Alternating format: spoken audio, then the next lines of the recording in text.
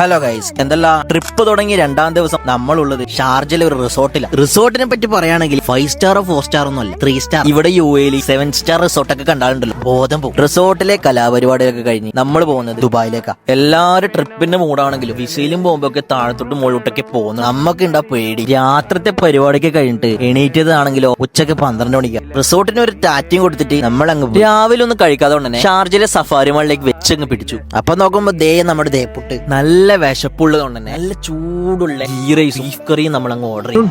ചട്ടിച്ചോറാണോ അല്ല ചട്ടിക്കറിയാണോ?